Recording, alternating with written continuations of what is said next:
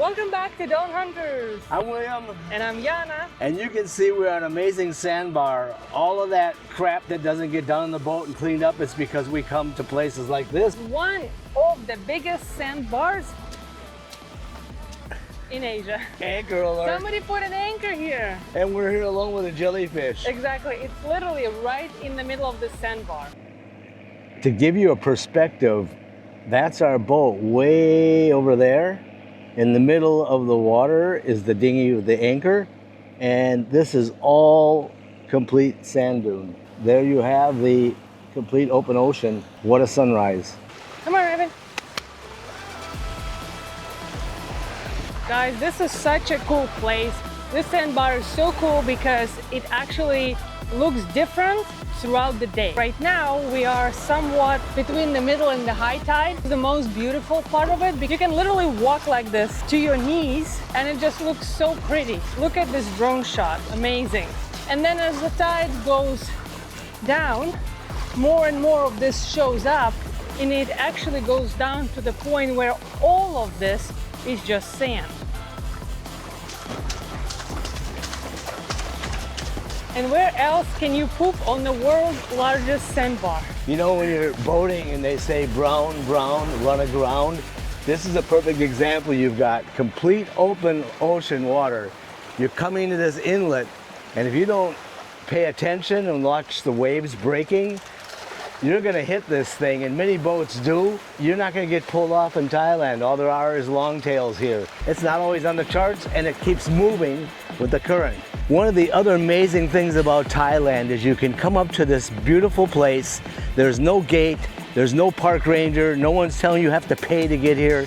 You just come and enjoy the area, environment. It's all just free for whoever wants to come here.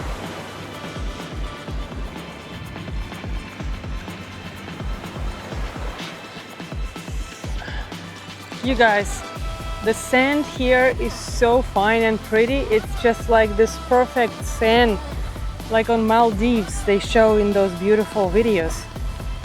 This is so pretty.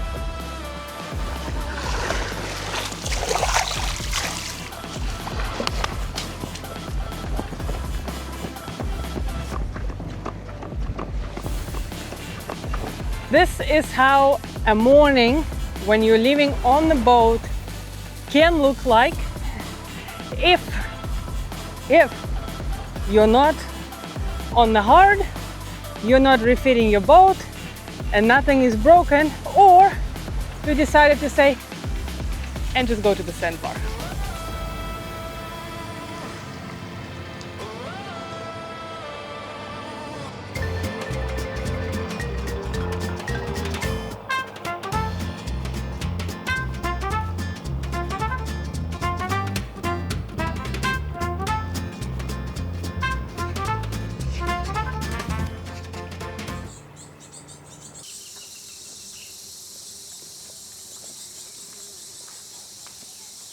And what can be better after the sandbar? A nice, healthy breakfast.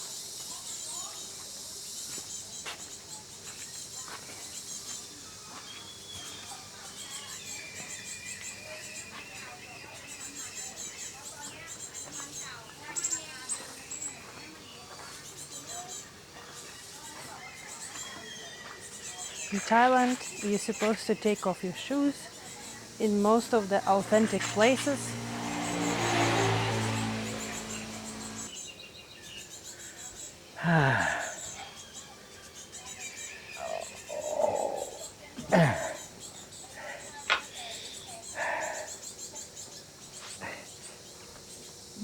Now this is truly off-grid living. For all you people are saying you guys are not living off-grid, well, so what? We're living. So what? We are living. But it works, like off-grid works great for titles and thumbnails and YouTube, so.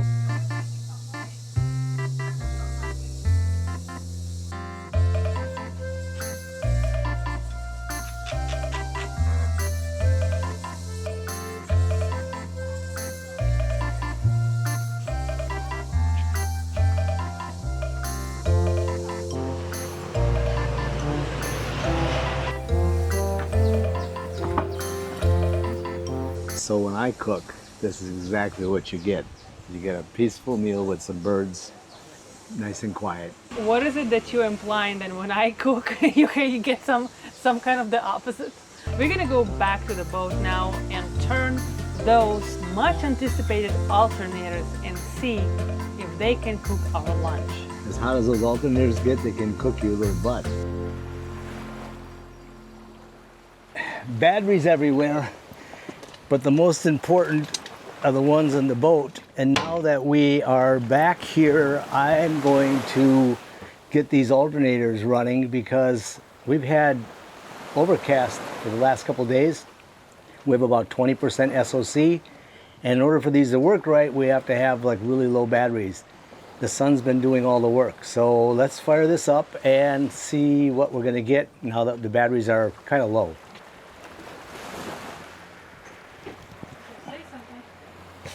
So our current battery state, if you see, is 11%. We also are currently not having any input from the solars at all. Only have about 170 watts of AC load. Now we turn the alternators on and we're going to see this completely change. I used to turn on our AC generator on and I just loved that thing when it was working. But now we actually have to turn the engines on to have our generator on, which is quite a strange thought, honestly. Which one are we turning on? Because we have two alternators. Which one is working right now? Okay, so turn the engine on. Because this vessel has an upper helm station and a lower helm station, it has 4 different engine controls, which that means is that 2 for the port, 2 for the starboard. And it has a control system down below and up top, and a separate steering system below and up top. The steering system is cable. It's not electric, so you can steer and feel the boat as you're sailing. And the fly-by-wire system, in this case, we're going to activate this top station. And now that it's activated, we're not going to allow it to put the transmission in gear. We now have only throttles. And this now allows us to take our RPM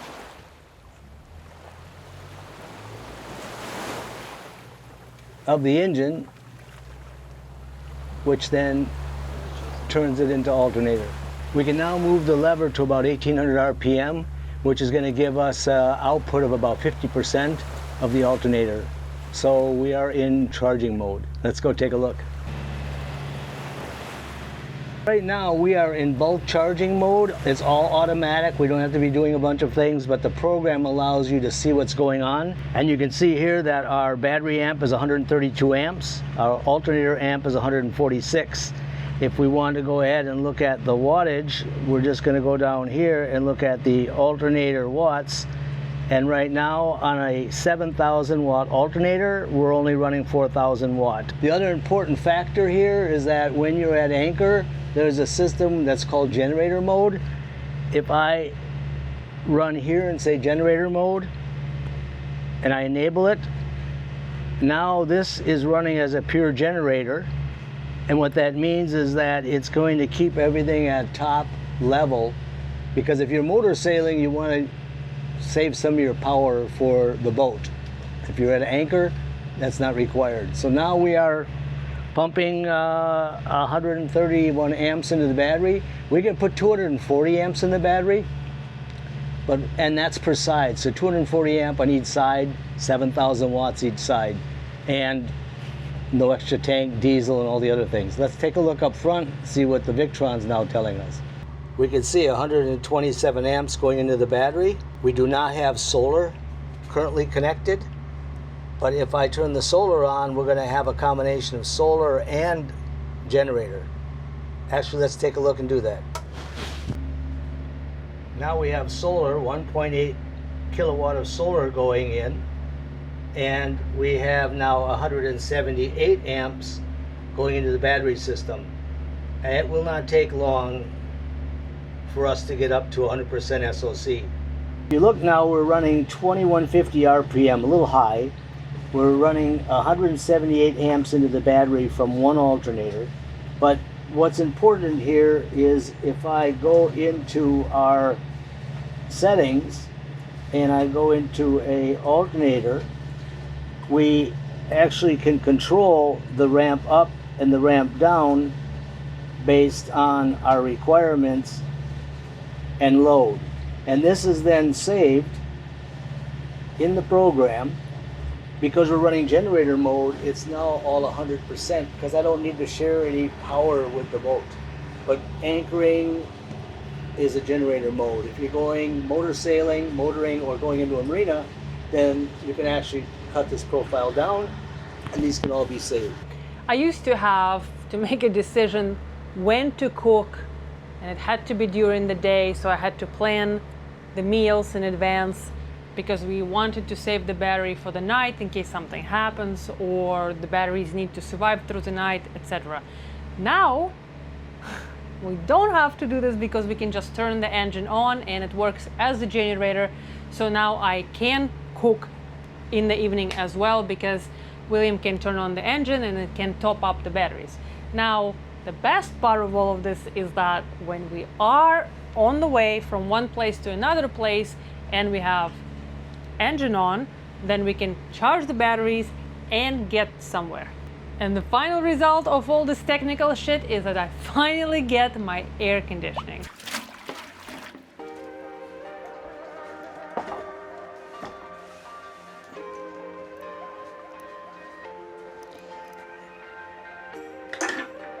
We are about to install an amazing air conditioner. It's been so hot. We've noticed that the evening the boat's super cool because of the temperature going down, but during the daytime, It's hot. Thanks to SIT Engineering in Thailand for providing 3 of these 12,000 BTU 24 volt air conditioners. They are going to allow us to sleep better on the boat, I guess. To have a happy wife. What is a happy wife?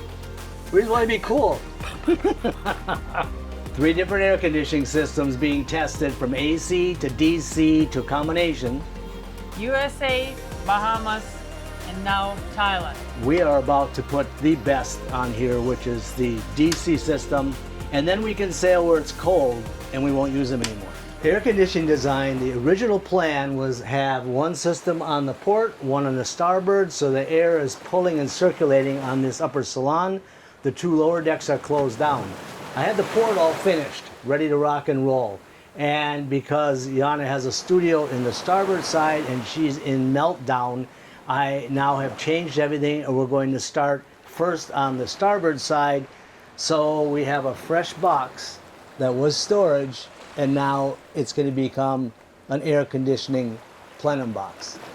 To maintain the structural integrity of the vessel, because this is actually part of the structure, I've got to put the air conditioning systems up in the salon that belong in the salon and another unit down in the hull. But in between, I've got to drill holes for the water lines and for the power and the drain. So we're going to start way back in the engine room because there are not through hulls on this boat. And we have to run the lines all the way to the front.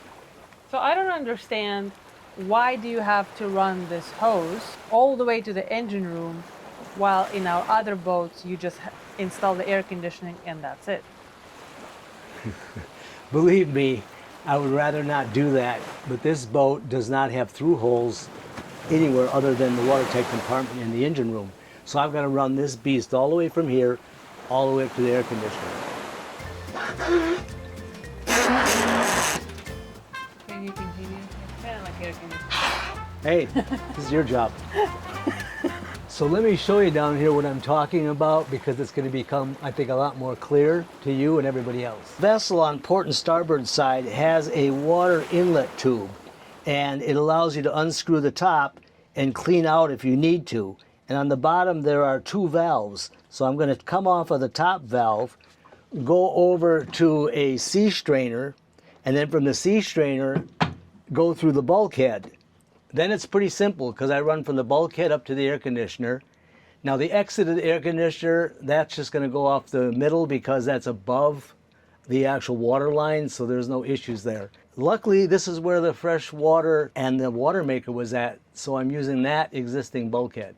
The technology is pretty amazing because this air compressor uses a variable speed pump, which is very tiny, so the flow is very low. It uses a variable speed compressor and a variable speed fan. So at startup, it's high current, and then after things cool down, it goes way down in speed and current and water flow. So you can actually run 2 or 3 air conditioners off of one very small inlet. So we're gonna start laying this bad boy out because I need to know where to put the holes for the inlet outlet of the water, and the best way to do that is to set it in the box, mark them, drill them, and hopefully we're gonna have air conditioning pretty damn soon.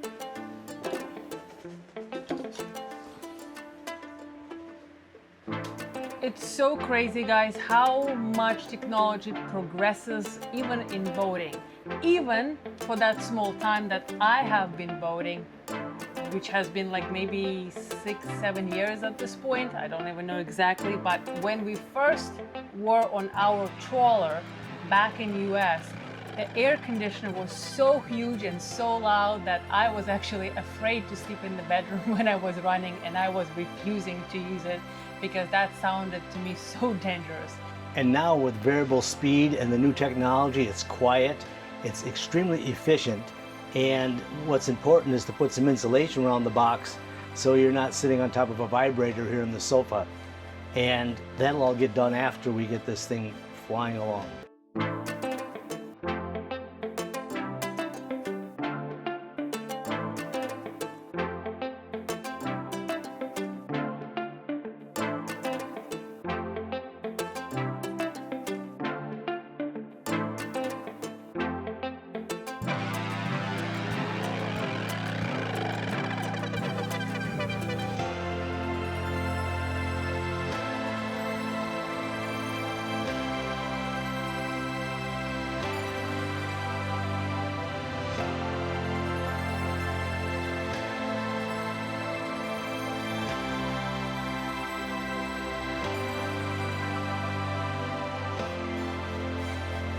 I am on day 3 of this air conditioning install. It should have taken about a day.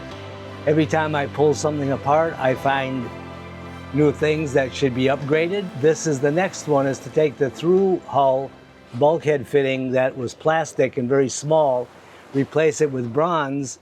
So if there would be a fire in the engine room, it's not going to melt and go through into the rest of the boat. The other thing is that these pumps always come with small little strainers and so forth, but when you're out there running the air conditioner for 5-6 days straight, these things plug up constantly. Get yourself a very good strainer system that's going to be 4 or 5 times more the volume, so you're only pulling a small amount of water through the strainer. The less amount of water through the strainer, the less growth you're going to have on the screen. And I'm going to show you a comparison to that. So here you have the plastic version, and here we have the professional version. It has a drain on the bottom. You open from the top, pull the screen out and clean it and put it back again, so you're not trying to unthread this bottom part that always gets twisted and messed up. It also has a larger flow in and out. So now I can run 2 air conditioners off of one inlet, and thus reducing the chance for leaks. Now to install this bad boy, then I have to drill a hole through every single stringer so I can run the hose all the way back here where the water is. But then we're gonna have one cool air conditioning and the other 2 is gonna be a lot simpler. This is how I'm going to the bathroom the last 3 days, with the hose in my lap. My husband drilled through our toilet, one working toilet, aka head. And this is, you can also do it like this. Whatever floats your boat. Close the door. See, some people have to have fake hoses in the toilet. Other people go to the toilet with a real hose. But now back to the air conditioning. So seriously, I had to drill through 16 of these partitions with a hole saw so I could run the tube and the hose properly, which is to bring the water in. And I want it high enough so in case there was ever a leak or something, we could find it. So if you guys are doing anything, make sure you have very high quality hole saws, because otherwise you'd get through 3 of them and then you'd have a dull hole saw.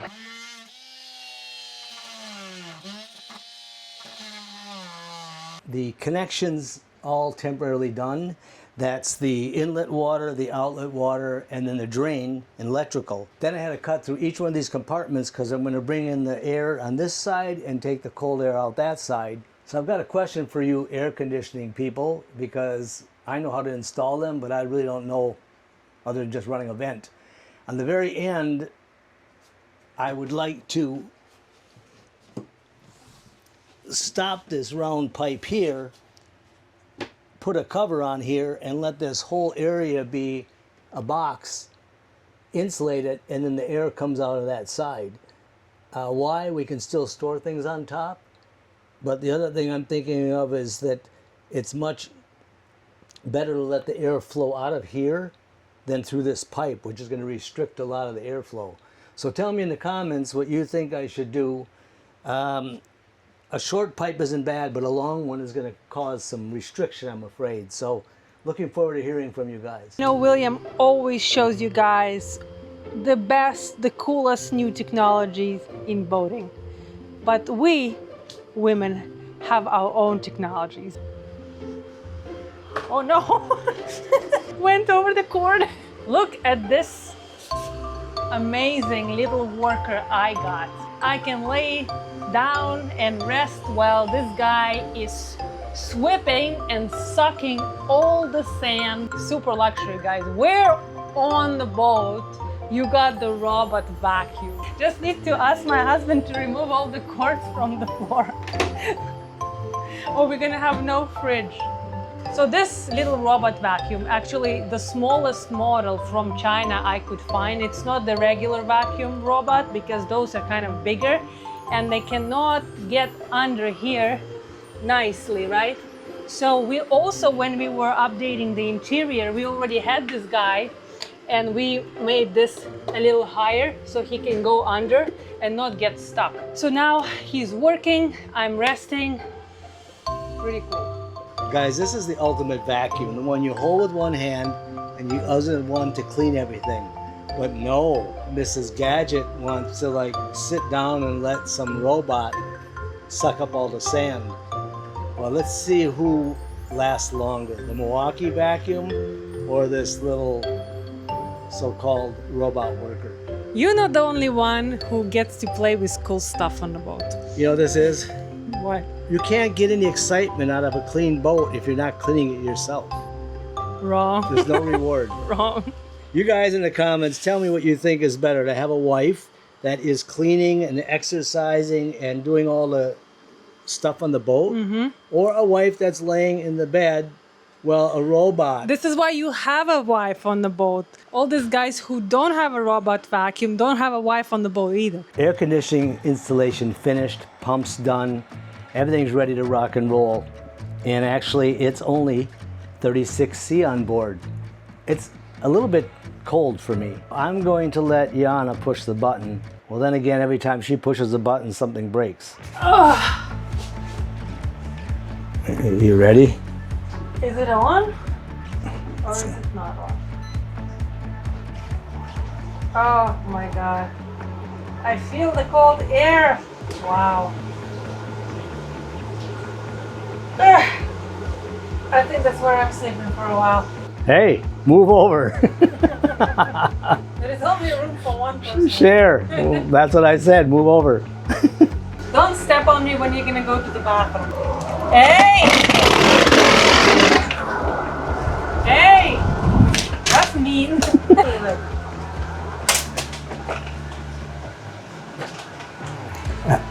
Okay, here it is.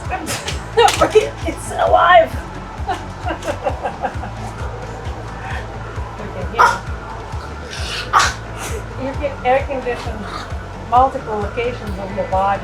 Initial design I did is to have two 12,000 BTU air conditioners at 24 volt. One on the port side, one on the starboard side. So actually I'm circulating the air completely around this salon area. Due to the size of this, it would take forever in the daytime. So right now we're going to run the air conditioner at nighttime only. Once we have the second one in, we're going to be able to cool this very well. I can feel the air is crazy and it's variable speed. So when we get near temperature, it's going to slow down. Who needs air conditioning? You know what? Let's just design air conditioning suits.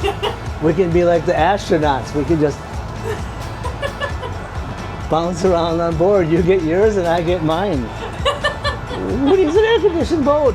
There's nothing. Oh, that's it. Quit. Take out the website. Start a YouTube channel, airconditionedsuit.com, and maybe we'll build one for you.